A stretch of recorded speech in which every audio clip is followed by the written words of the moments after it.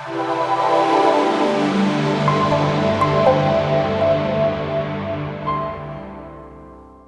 hello and welcome everyone today. It's my great pleasure to introduce Dr. Christoph Sprung. He has the PhD in physical chemistry from the University in Oslo, Norway. He is also lecturing during MBA studies at the HTW Berlin, Germany about battery manufacturing. He is also a consultant in battery cell manufacturing, and he has not only experience with cell manufacturing, but also vast experience in microelectronics manufacturing and project execution. I'm also very proud because he is the case study lead in one of our BESS cell programs. It's the BESS circular program. The next cohort starting 26th of January 2026. And the case study topic this time is battery components, key numbers, and material flows during manufacturing. Just really briefly, I tell you something about the program. It's a CPD accredited online program on manufacturing and recycling of lithium-ion batteries. You have a large amount of video lectures and also interviews with top industry experts. And of course, Christoph is leading the one case study. So if this sounds interesting for you, I am just putting this on for a few seconds. You have the possibility to sign up for the newsletter. Then you get all information about the courses and of course also invitations to webinars like we have today. I'm very happy today. I don't have to do much talking. I can only do the introduction. Christoph, the floor is yours. Thank you very much, Frank. Very happy to be here. Thank you very much for the kind introduction. And it's my great pleasure to be here at your webinar. Support your mission, your journey in educating the battery experts and to be experts and support the whole build-up and development of the battery ecosystem. Today, my presentation is about battery manufacturing and where every dollar goes. Where does the money go into battery cell manufacturing, into the processes, into the materials? That's what we're going to look at today. The topics I'm going to cover, or the schedule I'm going to go through, is our production processes, first of all, then investments, energy and cost structure of those production processes, price scenarios, production, cost and material structure, and price developments for the materials. Very good. We will talk about cost. It's basically split up into two of them. It is direct cost, it is indirect cost. It goes into the overall calculations. In direct cost, we look into machine costs, so machine depreciation, energy cost, how much we use on electricity or gas, for example, how many people do we need, how much labor is involved in the production process, what is the footprint, so to say, what area of the factory space is occupied by the machine and its depreciation, obviously, and then the material cost that is all directly involved into the process. Indirect costs are building costs, the housing that we built for the factory, then the dry rooms and all auxiliary costs that come with it, and some overhead costs. Let's first go into the production processes and cost structure and the energy consumption during production. I've chosen an example of producing a battery, a 21700 battery, it's one of the smaller ones, with about 2.3 ampere hours of capacity. We have graphite as the anode material of about 45 micrometers in coating height. And on the cathode side, we have an NMC 622 coating with a height of about 42 micrometers. Voltage is 3.6 millimeters across the two electrodes. And we look into designing a factory that can produce 200 pieces per minute of those batteries. When we translate this into gigawatt hours or into kilowatt hours, which is the measure that is commonly used to design and to define a factory, we're looking into about 100 kilowatt hours per hour production, or about 1 gigawatt hour per year. So this is the setting we are going to look into. There are lines which can produce more, which can produce less, but let's focus first on this one with this type of battery. Now let's briefly look into the different machines and involve the different processes and the footprint these processes take up. First of all, the electrode production line. Electrode production line is divided into the anode and the cathode. They are produced separately. We've got mixers that provide the slurry to be then coated by coater onto the metal foil, which is subsequently dried, afterwards calendared, slitted into daughter rolls from the big mother roll. Those have to be dried further on into in vacuum to more demanding conditions, I say, to really get out all the moisture from the coating. And afterwards, once this is dried, the whole assembly has to be done within a dry room condition to ensure that the material is properly working and free of any humidity. The whole assembly line then depends on what kind of battery we look into. In here, as I said, we have a cylindrical cell 21700, so a winding process is obviously involved, some tap welding, lit welding, notching. For example, if we look into prismatic or into pouch cells, then instead of winding, obviously there is some Z folding involved, which subsequently for both of them, cylindric and prismatic, is then followed by electrolyte filling and closing. And once the battery is closed, it can leave the dry room. It is ready to be in ambient conditions and is going into the finishing processes, which is high temperature soaking, formation, and aging. And here you see indeed the realistic relations between the different machines or machine processes, production processes. So we see that coaters and dryers take up very much space, as well as the assembly line, and as well formation and aging have a very large factory footprint. Looking into the investment and aerial footprint of those, we can see that the highest investment and as well the highest single factory footprint is taken up by the last steps, formation, aging, the finishing processes. We look there into about 45 million, which is about half of the total investment of around 85 million we have here as a total. And the footprint, 1,200 square meters. So it's a lot. Since the battery has to sit there for quite some time, it's you can't really scale it. It really has to sit there. So that's why there's huge investment for the racks for the batteries to sit in, as well as for the aerial footprint. Second in line in investment is the building. Then comes the assembly line, which is another large scale footprint in factory. The machine depreciation is taken as 10 years, and buildings are in this model are taken to last 30 years. Now let's look into the energy demand of battery cell manufacturing. We take here two different sources of energy into account. This is electricity, this is natural gas.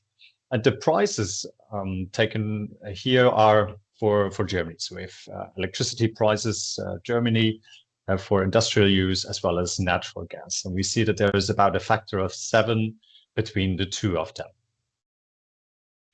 Looking into the numbers, it's about an equal share when we look into kilowatt hours. So energy usage per kilowatt hour of battery cell production, 20 to 21 respectively for electricity and natural gas. And obviously, when you look into the numbers, you can already see that the price difference is quite significant. We look into 3 euros 14 per kilowatt hours for electricity cost alone. And we look, although for the same energy demand that we have from natural gas, just into roughly 50 cents per kilowatt hour of battery production. Now let's look into the various different processes and see how much energy they take up.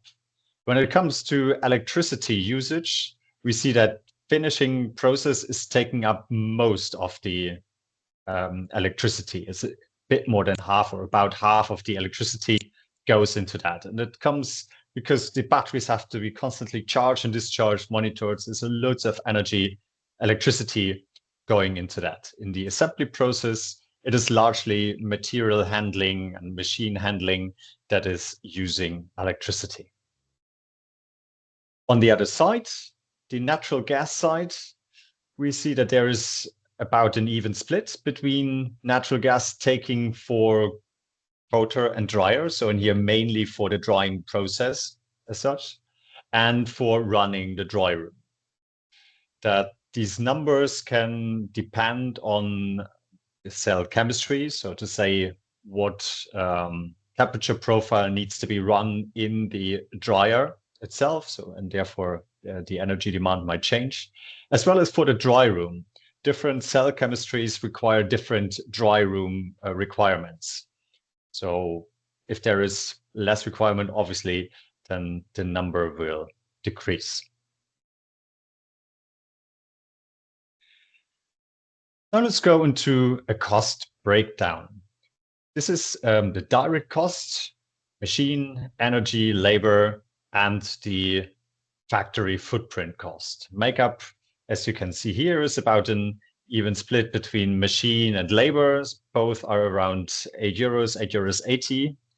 Then energy cost comes with 3.60 euros, and the smallest one is the footprint with about 30 cents per kilowatt hour. The indirect cost, that is the overhead taking the biggest part. The overhead in here is coupled to the labor cost, which is about 60% of the labor cost. Then dry room and building make up smaller portions of it.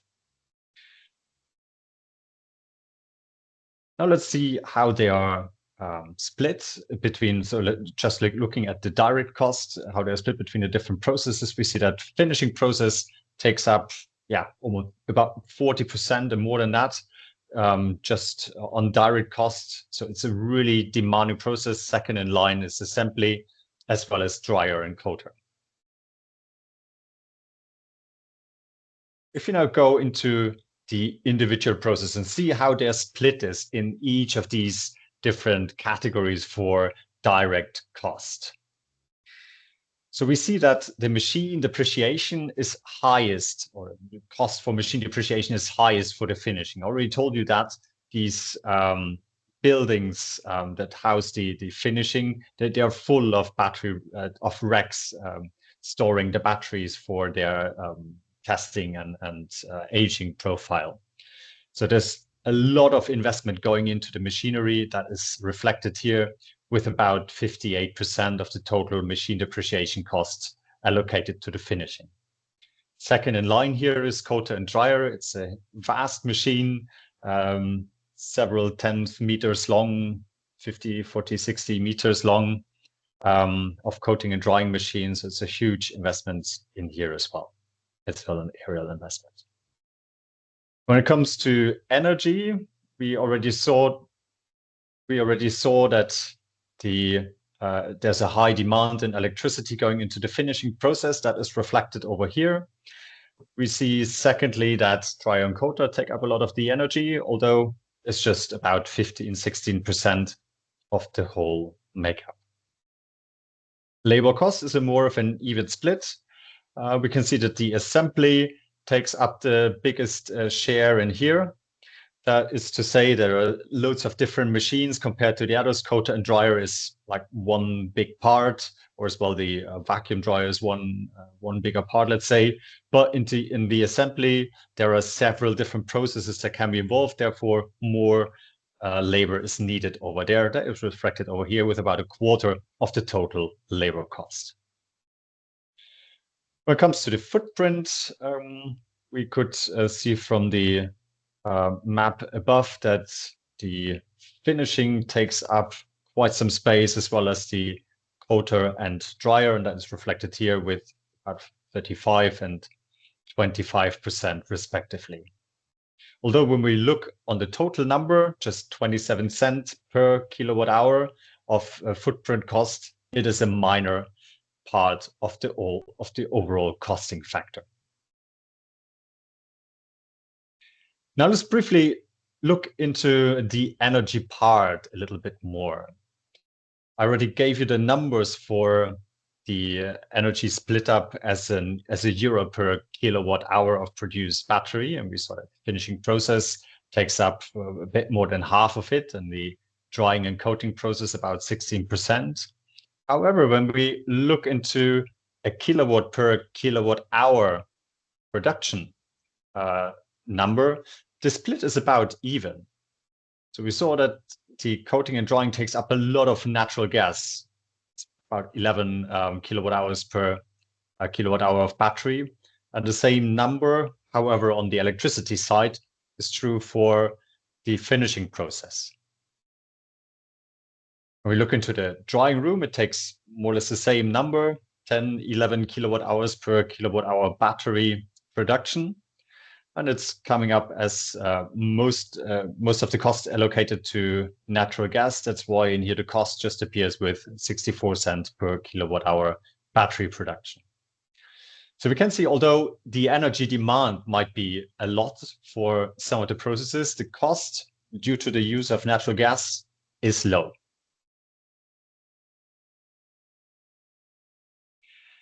Now I would like to look into a few scenarios. So when we sum up all of the numbers that I have presented you so far, there is a production cost of roughly 27 euros per kilowatt hour involved into battery cell manufacturing for the model simulation that I proposed to you. There is a machine cost, energy cost, labor cost. It's all with numbers for Europe, Central Europe, Germany. The overhead cost is coupled to labor cost, and all the other costs like dry room, building, as well as footprint is summed up here in the top blue one called Other.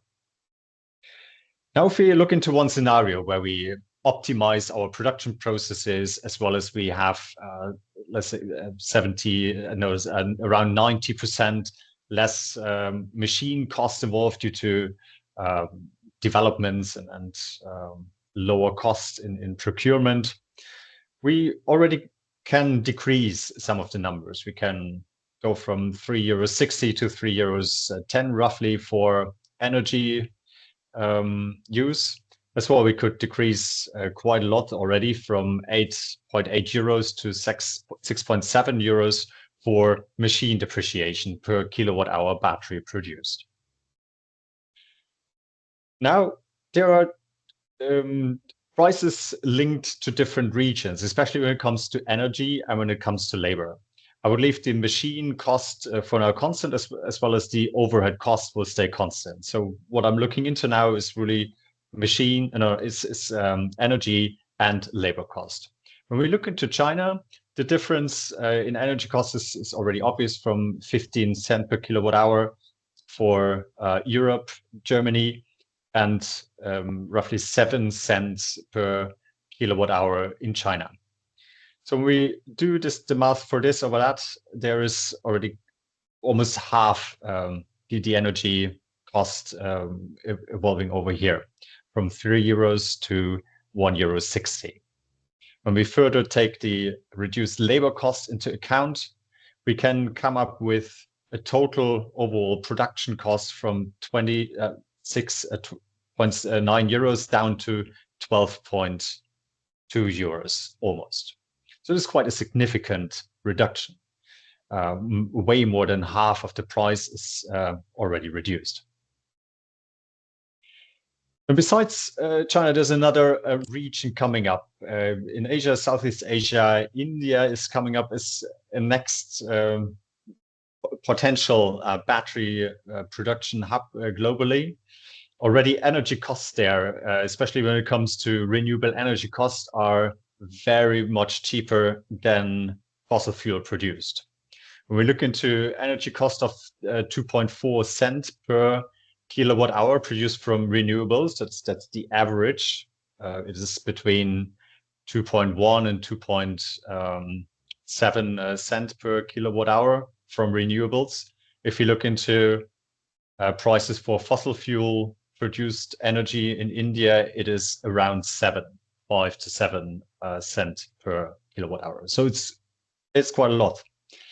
When we take this number into account, we can reduce our energy cost to about 90 cents per kilowatt hour battery produced, and taking into account reduced labor cost, we are overall down to around 10 euros per kilowatt hour battery produced.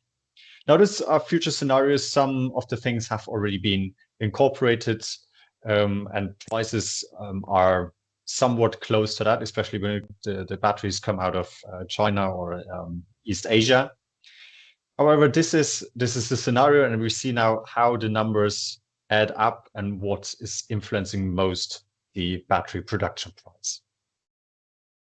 Let's dive into 3 quick scenarios. One is the material development, the other one component design, and the third one is a process development. Firstly, material design.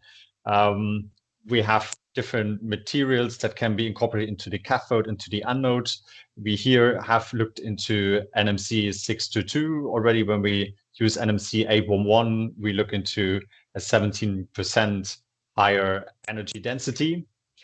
On the anode side, we have graphite batteries already started, or battery manufacturers already started to introduce some silicon oxide into their anode material. That means another improvement into energy storage, into storage capacity of the battery.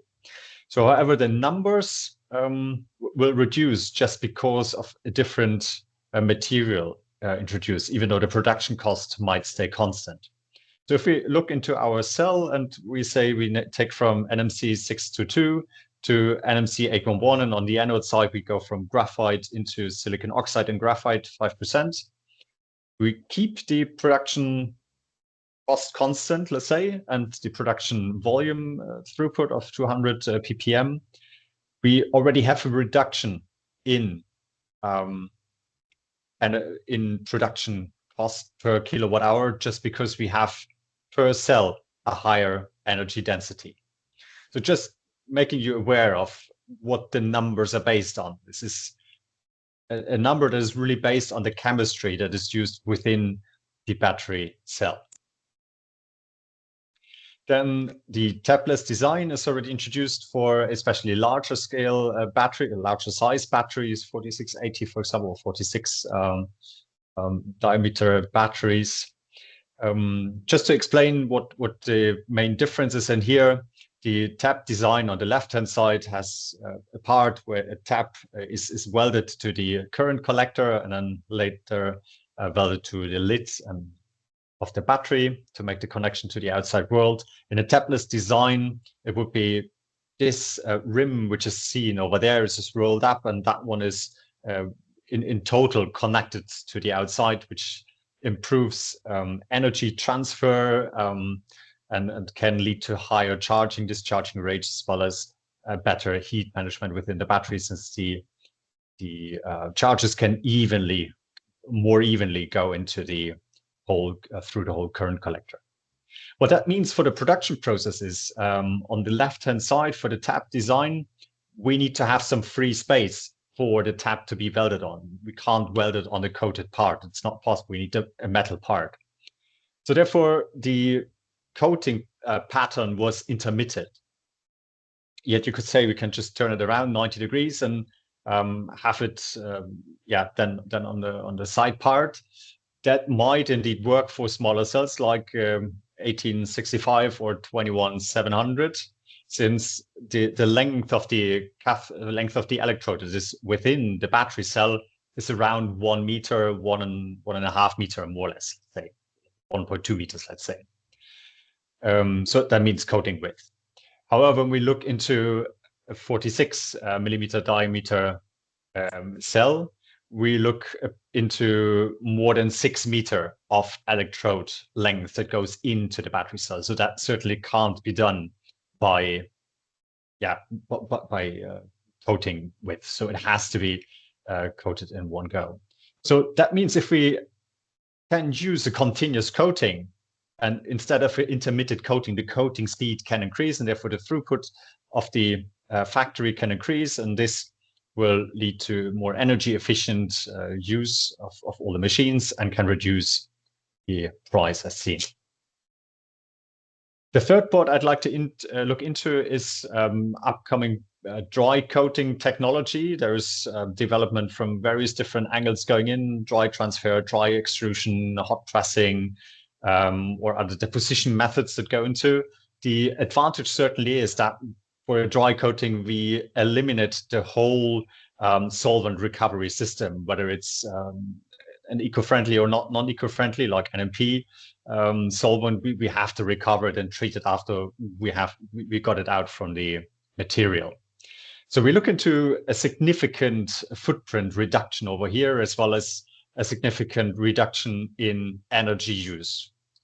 As you remember from before, mostly natural gas is used for drying. That's why the reduction in cost is not that much if we look into like the bare euros per kilowatt hour.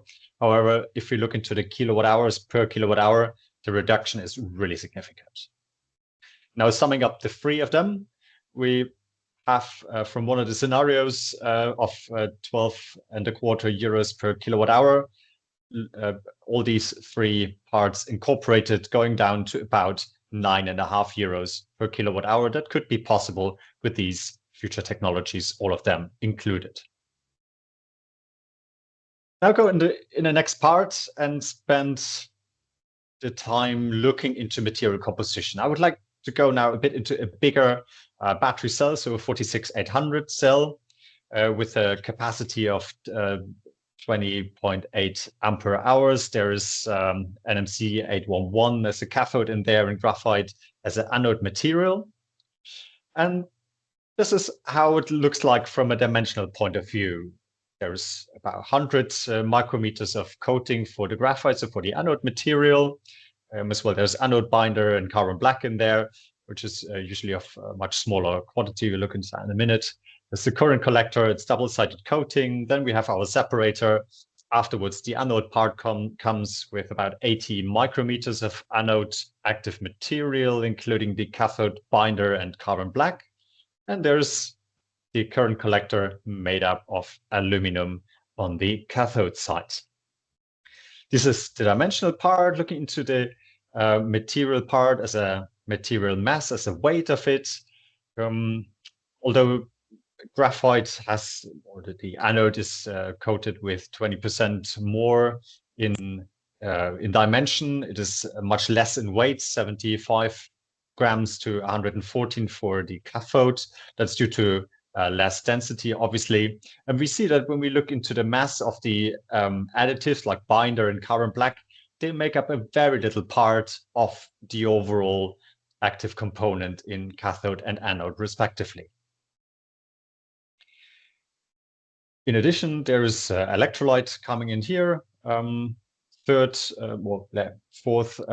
mass component, and the canister that holds it with about 60 gram coming into play. Looking now into the cost of the material, we can see that the vast majority of the cost is taken up. About 65–70% of the cost is really allocated to the cathode active material. And surely it depends a lot on what type of material it is. And here we look into NMC 811, which is a bit more pricey, obviously, due to the nickel and manganese and cobalt involved. Yet we see the relation of it. So that here is really the part where the money is going into from a material point of view. Second in line is the anode material. And as well, although with a smaller amount, roughly 8%, there's the copper coming in. Now, when we compare production and material cost, and the ratio of it is about 20 to 80 or 35 to 65. It depends a lot on what kind of processes, what kind of materials we involve, obviously. But this is about the range that we look into when it comes production to material cost. Now I'll give you 3 different battery cells. They're all prismatic in here. It's an NMC graphite, it's an LFP graphite, and it is a sodium layered oxide high nickel material with hard carbon.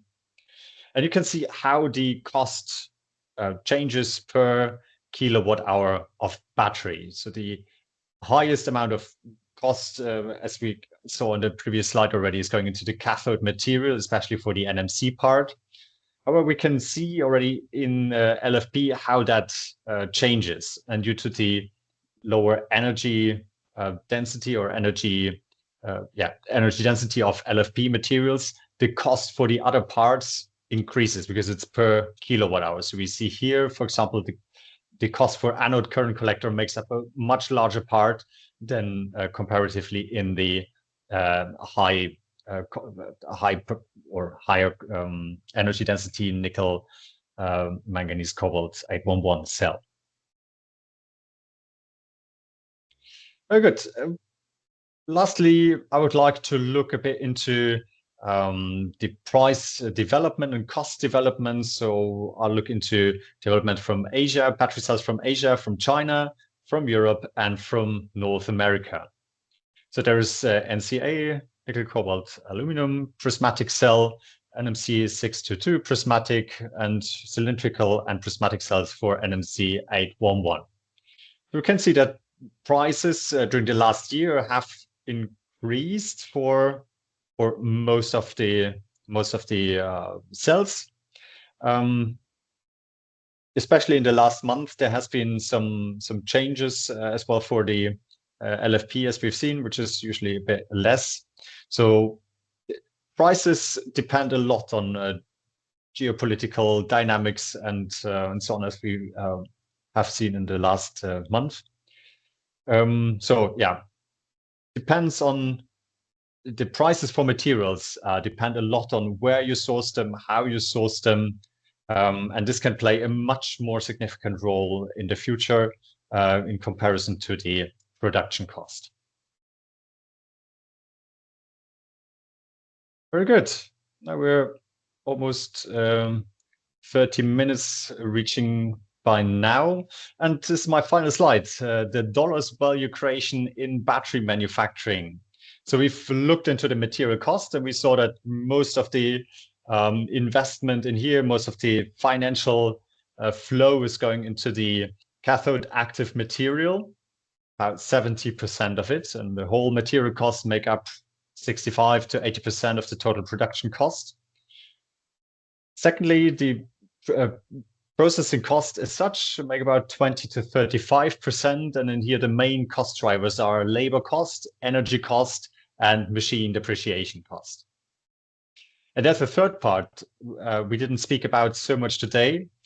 And I would like to draw an attention that there's a lot of research and development and innovation going into the science of the materials, obviously to make them fit for the battery application that we have, fit for the production and fit for the use case, as well a lot going into the engineering part of ensuring that the processes develop further, like dry coating, for example, or that there are otherwise more efficient processes entering the stage. And the C that I added over there, I would like to term as controlling. Since the battery production is a highly delicate process, and especially upfront when, so to say, the rubber meets the road, or in battery terms, where the coating meets the current collector foil. This is the highest sensitive process within battery manufacturing. A controlling of the coating, of the speed of the coating, data analytics within battery cell manufacturing overall, and especially over there, optimizing the processes. There is a lot of investment going into this part as well. and yeah, ensuring that the scrap rate is low and remains low, and the battery quality in production is high. And I'd like to thank you very much for your attention today. Looking forward to the further discussion, and I'm happy to engage with you in any terms. Thank you very much.